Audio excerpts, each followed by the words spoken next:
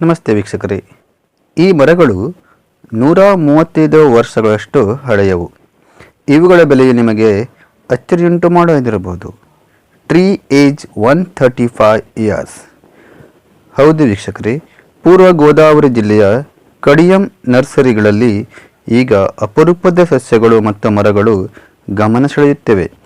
135 ವರ್ಷದ 2 ಮರಗಳು ಈಗ ಎಲ್ಲ ಆಕರ್ಷಣೆಯ ಕೇಂದ್ರವಾಗಿದೆ. ಪೂರ್ವ ಗೋದಾವರಿ ಆಂಧ್ರ ಪ್ರದೇಶ್ ಕಡಿಯಂ ನರ್ಸರಿಗಳು ವಿಶ್ವಮಟ್ಟದಲ್ಲಿ ಗುರುತಿಸಿಕೊಂಡಿವೆ. ಈ ನರ್ಸರಿಗಳಲ್ಲಿ ಸಾವಿರಾರು ವಿಧದ ಸಸ್ಯಗಳು ಮತ್ತು ಮರಗಳು ನಮ್ಮನ್ನೆಲ್ಲ ಅಚ್ಚರಿಗೆ ದುಡುವುದರಲ್ಲಿ ಸಂಶಯವಿಲ್ಲ. ಇವು ಹಲವು ವರ್ಷಗಳಿಂದ ನಿಸರ್ಗ ಪ್ರೇಮಿಗಳಿಗೆ ಖುಷಿ ನೀಡುತ್ತಿವೆ. ಅಂತಹ ಕಡಿಯಂ ನರ್ಸರಿಗಳಲ್ಲಿ ಇರುವ ವಿದೇಶಿ ಸಸ್ಯಗಳ ಬಗ್ಗೆ ಹೇಳದೆ ಇರಲು ಸಾಧ್ಯವೇ ಇಲ್ಲ.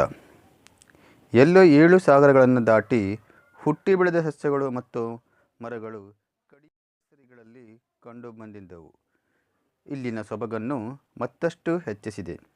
ದೇಶದ ಮೂಲೆ ಮೂಲೆಗಳಿಂದ ಖರೀದಿದಾರರು ತಮ್ಮ ಮನೆ ಮತ್ತು ಕಚೇರಿಯನ್ನು ಅಲಂಕರಿಸಲು ಕಡಿಯಂ ನರ್ಸರಿಗಳಿಂದ ಸಸ್ಯಗಳು ಮತ್ತು ಮರಗಳನ್ನು ಕೊಂಡು ತಮ್ಮ ಮನೆಗಳಿಗೆ ತೆಗೆದುಕೊಂಡು ಹೋಗುತ್ತಿದ್ದಾರೆ.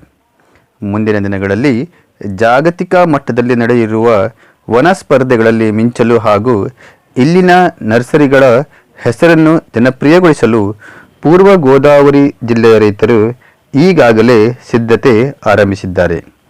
ಕಡಿಯಂ ಮಂಡಲದ ಕಡಿಯಾಪುಲಕಂದ ಶಿವಾಂಜನೇಯ ನರ್ಸರಿಗಳಲ್ಲಿ ತಲಾ 35 ಲಕ್ಷ ರೂಪಾಯಿ ಮೌಲ್ಯದ 135 ವರ್ಷದ 2 ಮರಗಳನ್ನು ವಿದೇಶದಿಂದ ತರಿಸಿ ನೆಡಲಾಗಿದೆ.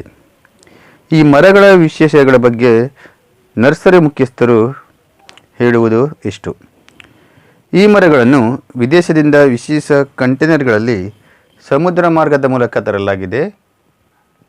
ಕೆಲ ದಿನಗಳ ಹಿಂದಷ್ಟೇ ವಿದೇಶದಿಂದ ಈ 2 ಮರಗಳನ್ನು ತರಿಸಲಾಗಿದೆ ಎಂದು ನರ್ಸರಿ ಮುಖ್ಯಸ್ಥ ಮಲ್ಲು ಪೋಲರಾಜು ತಿಳಿಸಿದ್ದಾರೆ. ಈ ಮರದ ಹೆಸರು ಸಿಲ್ಕ್ರೋಸ್ಟ್.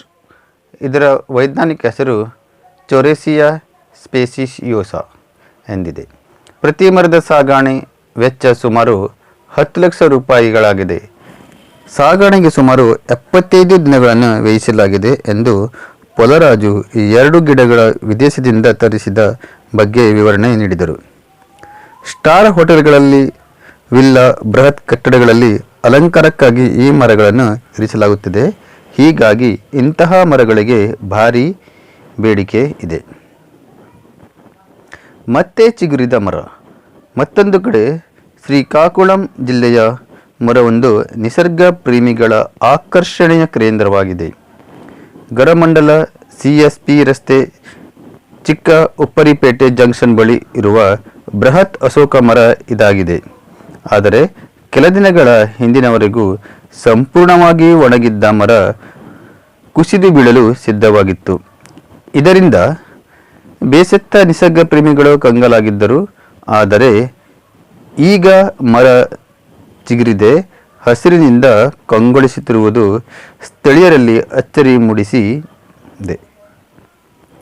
ನಾನು ಇನ್ನೂ ಬದುಕಿದ್ದೇನೆ ಎಂದು ಈ ಮರ ಹೇಳುತ್ತಿರುವುದನ್ನು ಎಲ್ಲರೂ ಚಕಿತಗೊಳಿಸಿದ್ದಾರೆ. ಓಕೆ ವೀಕ್ಷಕರೇ, ಇದೊಂದು ಈ ಮರದ ಬಗ್ಗೆ ಇರುವಂಥ ಒಂದು ಚಿಕ್ಕ ಮಾಹಿತಿ. ದಯವಿಟ್ಟು ಎಲ್ಲ ತಪ್ಪಿದ್ದಾದರೆ ಕ್ಷಮಿಸಬೇಕೆಂದು ತಮ್ಮಲ್ಲಿ ಈ ಮೂಲಕ ಕೇಳಿಕೊಳ್ಳುತ್ತೇನೆ. ಧನ್ಯವಾದ.